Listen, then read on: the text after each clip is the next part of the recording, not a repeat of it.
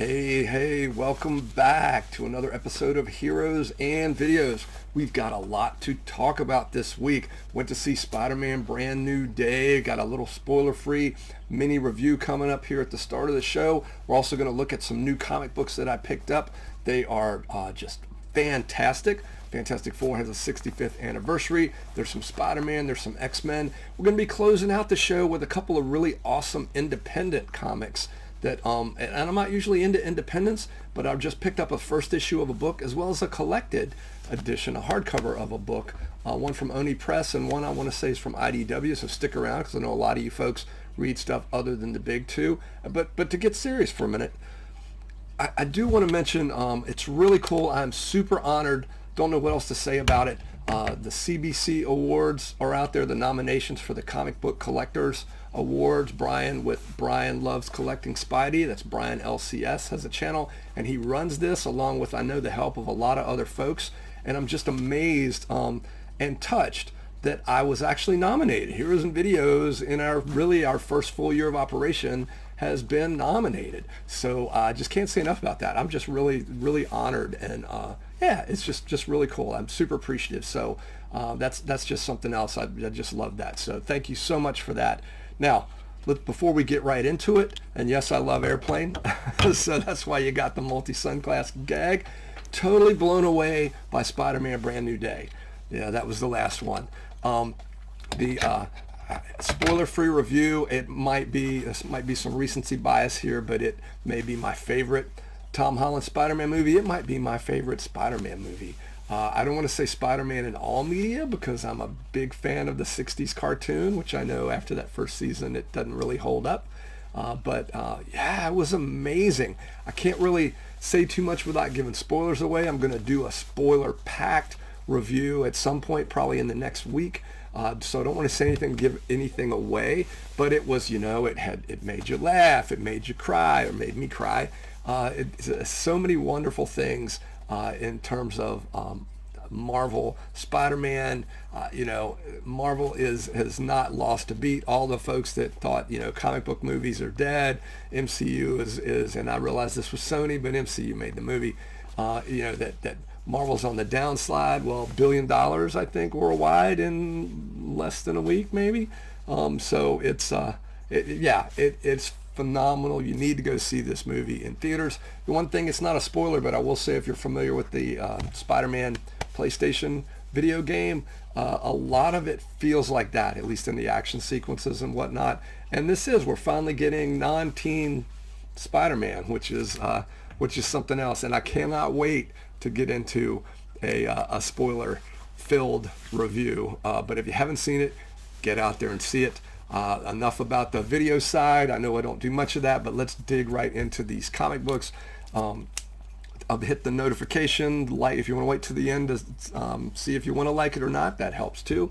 Love the views, hit notification, subscribe to the channel, all sorts of wonderful stuff like that. That really helps out the channel. So right up, I mentioned in a recent video, I'm a sucker for blind bags, or I've become a sucker for blind bags, and I wasn't really crazy about the Queen in Black, any of that stuff. I was never a Null fan with Venom, the symbiotes, and all that. I liked when there was one symbiote, maybe two. So you Carnage fans, please don't be throwing shade at me. But I didn't really feel like reading this Queen in Black thing coming up. I did buy the blind bag, so Marvel, and we'll talk about that in a minute with another book.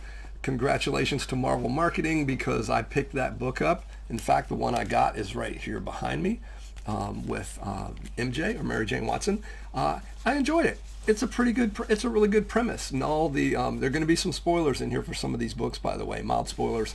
Hela apparently is the Queen in Black. She's got what was the symbiote king or god or whatever it was that was possessing that Null character, is now bonded with Hela.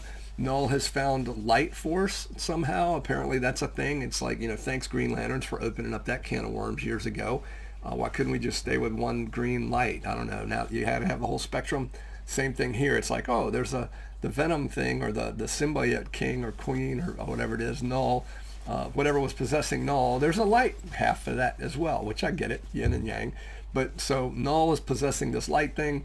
Hela is possessing the dark side of that, what used to control Null and the symbiotes, and they're both wanting Earth as a prize, and shenanigans ensue.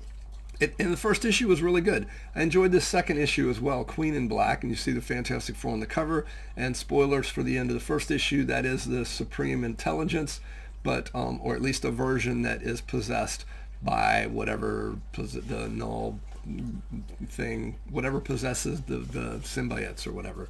So that's Queen in Black, and it's a pretty good book. I'm looking forward to that. Then picking up some of the side books as well. This was Defenders of Light and Dark, which there are a couple of teams that fan out to take care of, one to take care of Null, who's light, and the other to take care of Hela, who is the dark. Beta Ray Bill is in this as well. Now, I've been reading Mortal Thor, and I've been enjoying the book, but I didn't realize, actually, maybe they mentioned it, but it's been really a mystery in terms of Sigurd Jarlson in the book, and Don Blake in the book, and who they represent, or is that really Thor? Thor seems to have disappeared at the end of Immortal Thor. I believe he was killed by Loki, or as part of that, but wasn't really sure how things were reset. And I'm not sure if I missed it in the regular Thor book or not, but I wasn't really clear on a lot of that. That's part of the mystery of the book. Well, one of the things this Queen in Black book has shown me is apparently Asgard and Thor have been wiped from the minds of not just Earth, but the whole universe. And so their memories of anything Thor might have been involved in have now been replaced with Beta Ray Bill. Like Beta Ray Bill was one of the founding Avengers, that kind of thing. So, and Bill, though, curiously enough, Bill remembers Asgard and Thor. So it's a really interesting situation. I'm surprised, honestly, they haven't played up on more of that. Some of that's listed in this book, or in these books, the Queen in Black stuff. And here's the congratulations to Marvel's marketing department. This is Queen in Black. I love that picture of Thor on the cover. That's our painting of Thor on the cover. That's the Thor we all remember that we haven't seen for a year or so with what's going on in Mortal Thor. And I got to the end of this book, and there's an ad in there for next continued in Queen in Black Thor. And I'm like, wait, what did I just read? I thought I just read Queen in Black Thor. And then I looked at the cover, Queen in Black Hela, not Thor. So congratulations, Marvel Marketing. I picked this up hoping to get more Thor. Not a lot of Thor in this book. There is a Thor in this book. But yeah, so I guess I'll be picking up what I thought I was picking up this week when that comes out next week. Next up, Captain America 14, which is Legacy 785. Captain America and Doom facing off. It's not really an accurate cover because in this storyline, it's Hell's Angel is the storyline, and Steve Rogers' soul is in Hades, and he and Victor Von Doom's soul are they're on a mission from God. Not really like the Blues Brothers, but they're out here trying to take a fight or basically liberate souls that are in limbo, purgatory, Hades, whatever you want to call it, and they're up against Mephisto. And so it's just interesting seeing the parallels between Steve Rogers and respecting Doom a little bit more than you might expect. And I'm curious to see where they go with that, but it's a good story. Next up is my favorite, Amazing Spider-Man 34 or 998 in the Legacy volume. I'm going to flip past this one pretty quick to get to the variant cover that I picked up for that this weekend because I just think it's so cool. It's based on Pixar's Up, but it's got the Amazing Fantasy 15 homage there. I just think that's really, really kind of neat. This actually says it's the 40th Pixar variant, so I guess there are 40 Pixar covers out there. I really wish I hadn't seen that because collectors that we all are, I kind of want to go maybe see about getting the other 39, but I'm going to say no, I'm not going there. But I just thought it was cool. Again, reference back to that Spider-Man Brand New Day. Phenomenal film. I don't think it's a spoiler because of all the ads to mention that our friend Frank Castle is in the film. And yes, I'm flexing on the ASM 129. Why wouldn't I? Didn't pick that up off the stands. I think it's fairly well-known urban legend that my first regular issue, my first monthly, buying them off the stands every month, was 130 with Hammerhead and the Spider-Mobile. So missed it by a month, but did pick that up years later. A little bit of Heroes and Videos trivia for you. Next up is Matt Fraction's Batman. So what we've got here is Verity Pennyworth, who is Alfred's granddaughter, I believe. She has been trained and always was trained, though she is bigger than it looks like in this picture. It looks like Alfred's holding her up on a platter there. So what is it? They say, like in the side view mirror, objects may be larger than they appear. She has been trained apparently to take over if anything ever happened to Alfred. I don't know where she's been for the last 5 or so years, but it's interesting, the dynamic there. And the thing, just like all of this run, of Matt Fraction's run, which is now up to 12, it serves as a standalone issue, but is part of a larger whole. One of the things that jumped out at me about this book, or this issue in particular, it's nice that we've got, I don't want to say fun Batman, but we've got a Batman that will crack a smile. And he does crack a smile in here. And it's a couple of times. And throughout this run it hasn't just been all, super ultimately prepared Grant Morrison Batman or angsty Frank Miller Batman. It's a Batman that in addition to being some of those things, this Batman is more like a return to Denny O'Neil's Batman, where sometimes he might make a mistake, or sometimes he might get caught off guard, and sometimes he might crack a smile. And I think those of us that were reading the book back in the 70s and early 80s kind of appreciate that. So it's kind of cool to have that Batman back. Speaking of the big two, or at least the world's finest, Absolute Superman. New story starts here. That is indeed Brainiac towering over that city. And a bit of artistic license there. Full disclosure, he's not in a bottle city. That's just, artistic license. Another great book. I don't understand Absolute Superman and Spider-Man when he's done well. Captain America. There are certain characters that are just super, not just wholesome, but they very uniquely remind us of what it's like to be a hero. And I talked about that in a recent Superman video. And this is another one where I want to say 3 out of the last 4 issues, maybe almost every issue in this run, so we're now up to Absolute Superman 22, we're reminded of why this character is so special. That Superman, it's not just about the powers, it's about the person.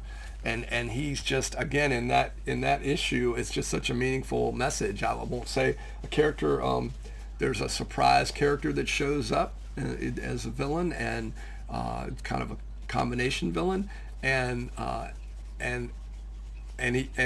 it's not power, it's not brawn that wins the day. It's Superman reminding us of why he's Superman. I don't know what else to say. The next up is Uncanny X-Men. This is the Louisiana X-Men, the New Orleans X-Men, you might say. Really feeling for them this time of year. We got to go to New Orleans May a few years ago, and man, I don't remember it being any place that was that hot and that humid. It was just crazy. So I really feel for them here in August. But this is Wild Ride Part 1, Gambit and Rogue on the cover, along with special guest star Gabriel Devil Hunter. Now that character looks really familiar to me. I'm counting on you guys in the comments to let me know what that character is from. I'm thinking it just reminds me very much of like a John Constantine character. It's really well done. I'm intrigued to find out some backstory on this character. There's also in this book, Rogue and Gambit have left. Gambit's dealing with some real issues involving an eye of Agamotto. You've always heard Doctor Strange with the eye of Agamotto, which begs the question, though I never thought about it, because demons, in Doctor Strange's Strange Tales could have 100 eyes. Wouldn't strike me as unusual if Agamotto just had the one. Turns out he doesn't just have the one. They're a pair. They're a match set. So Gambit has somehow come into possession of one of the eyes of Agamotto, and it's not going well for him. So they're trying to help him or save him from going down a dark path. So those two characters have left. the parental roles they had with the New Orleans New Mutants, with that younger group, the Outliers they called them, but as of last issue they are now technically the New Mutants, these 4 characters who are just great characters, some of the best life that's been breathed into new characters in the X-Men books in a long time. Gail Simone is crushing this book. And Pietro Quicksilver, and I am drawing a blank on her name. It's his love interest. She goes by M, and she's very powerful, and it's not Monica. Drawing a blank, but she goes, but she is, there's a great scene in the book where apparently she came from privilege and was an ambassador's kid or something, and there's a great scene in the book where, because this group of characters are staying in an old farmhouse that belonged to an older couple, and they're guests of this couple, and that one of the first mornings there, this character M says, she says to the lady of the house, exactly how she wants her breakfast fixed, and Jubilee jumps in and is like, oh no, that's not how we do it here. You make your own breakfast. Everybody makes their own thing, cleans up after their own selves. That's kind of how it works here. It's just kind of a neat thing. So one of the best parts about this run is that Gail has been able to ground it. You know, you feel for these kids. I did the whole X-Men thing about they're being different, they're not accepted, the whole teenage thing, and in this case, the idea that you would assume somebody's going to be making your breakfast. Really good book. Uncanny X-Men crushing it week in and week out. We're now getting down to the end. We've got Fantastic Four having their 65th anniversary. That's the regular cover, number 15, Legacy, because of that break. I'm looking at you, Abby, or whoever it was at Marvel that decided to stop publishing books because of the movie stuff for a couple of years. Yeah, I said it. Not a fan. Didn't believe it at the time, but kind of believing it. 741. So Spider-Man's coming up on 1,000, but the Fantastic Four are 250 issues behind him. Had to show this variant cover because it is so beautiful. That really just struck me as just such a beautiful cover with the negative space and whatnot. This book reads like a really great Doctor Who episode. It's one and done, like a lot of Ryan North's run, and it's dealing with time and the Fantastic Four. I don't want to spoil too much of it. Mild spoilers, I think I mentioned. The Fantastic Four are caught in a time thing where they're going backwards in time, but they're only showing up every certain number of years, and they're not quite corporal, and so that they're just ethereal when they're showing up, and they're showing up to this one woman, and during the course of her lifetime, she's meeting them in the reverse order that they're meeting her, if that makes sense. And it's just really neat in terms of they have to figure out some timey-wimey stuff, and for her to help them. And it's also interesting, one of the little things I didn't know is in terms of that, just even the phrase scientist is a fairly recent phrase. I learned so much from reading this book.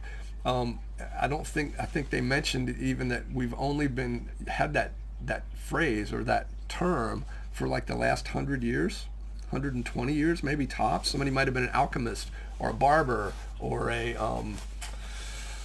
philosopher or whatnot, but the term scientist has not been around that long, way less than even this country. So I just think that's kind of neat. So Fantastic Four 15, again, I just can't get over just what a beautiful cover that is. And speaking of beautiful covers, I know one of the first shows I did on the channel where it was top 10 favorite Fantastic Four covers and whatnot, or at least ones in my collection. And after having this Marvel Treasury Edition, Fantastic Four Marvel Treasury Edition, years and years ago, but not being able to lay my hands on it now, I'm looking at you, boxes of comics over there. Finally, they Fantastic Four redid this, and I know it's been a variant cover. They've done it with Disney characters and whatnot, but this is a special edition, 65 years of the world's greatest comic covers. And that John Romita Fantastic Four cover, now that I own a book that's got it on there, that can be in my top 10 Fantastic Four covers, because I just love that.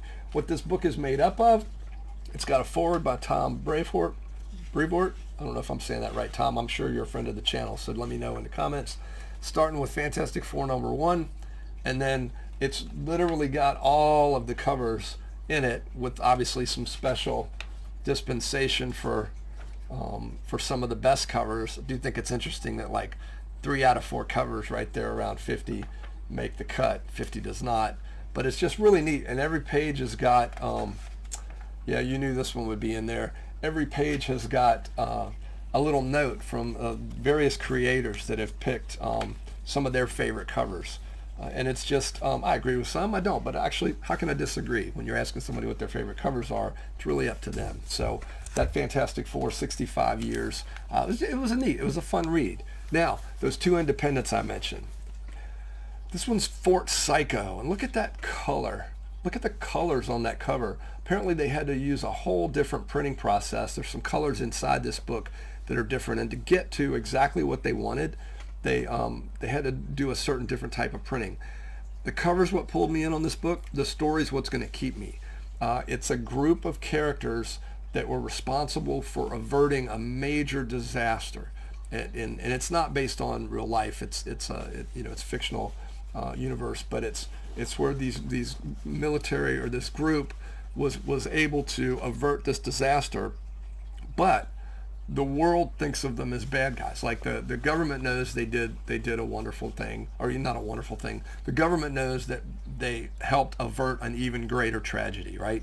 And so because of that, they're being put away. I don't know if you'd call it Fort Psycho. I don't think it's actually called that in the book. I don't want to give too much away on this one, because part of the fun of reading this book is the surprises that pop up. But we're starting to get to know these characters, and there's at least 1 or 2 twists in this book that kind of make you go, oh, wow. All I can say about that, it's Matt Kindt and Brian Hurt, no relation. Though it is interesting, Kindt and Hurt, one is kind with a T at the end of it. One is Hurt with an additional T at the end of it. So I don't know if there's anything there. But yeah, good book. And so I'm on board. I'm ready to check out the next issues. Next up is from IDW, Beneath the Trees Where Nobody Sees. So I've read the second volume of this. I've read the one, I think it's called Rites of Spring. And that was my introduction to this character, Samantha, that you see on the cover. And everybody said, oh, this book is so good, you have to read this book. So my old buddy, Patton Oswalt, who obviously, Patton, I'm sure you're watching the channel as well. Patton says, finally, murder and forensics are adorable. So I don't really know what to make of that. Tony Fleeks, who one of the creators of Stray Dogs, said, nothing can prepare you for this. If you love The Wind in the Willows but hate your inner child, Beneath the Trees Where Nobody Sees is for you. It is. I can't wait to read it. I picked up this hardcover. It's a beautiful book. I don't want to go too deep into it because I don't want to spoil it for anybody, but there's an opening page. I don't know if that was a cover of the original. It's quite interesting. There's some newsprint in here. Looks like a local newspaper over here on the left there, and the art looks just as beautiful as Rites of Spring. So it's these are animal characters. Nobody's questioning that. Everybody in this world is an animal that talks and speaks and everything else. It's kind of like I don't know if I want to say it's like BoJack, because there's not really a mass murder in BoJack that I can remember, but it was the Rites of Spring was phenomenal, and I'm expecting this to be just as good. I know I read the second part before this one, but I'm pretty certain this is going to blow me away. I'll give you a review of it at some point. And that is it for this episode of Heroes and Videos. As I mentioned, brand new Spider-Man Brand New Day is out. Go see that in theaters. The Odyssey is still out. Go see that in theaters. If you can catch Supergirl but somewhere at still a $1 showing or whatever, go see that. Wonderful summer for comic book films. And I'm trying to think of what's coming up. I don't know what the next one is coming up, but of course Avengers Doomsday is out there with a trailer. We should be getting some more stuff with that, and Avengers Endgame will be dropping again. Can't thank Comic Book Community Awards enough for being nominated. Get out there, and vote for your favorite comic books channel. It doesn't have to be me. I mean, it'd be awesome if it was. In the meantime, keep reading comics, keep going to see films in theaters, and be kind to each other.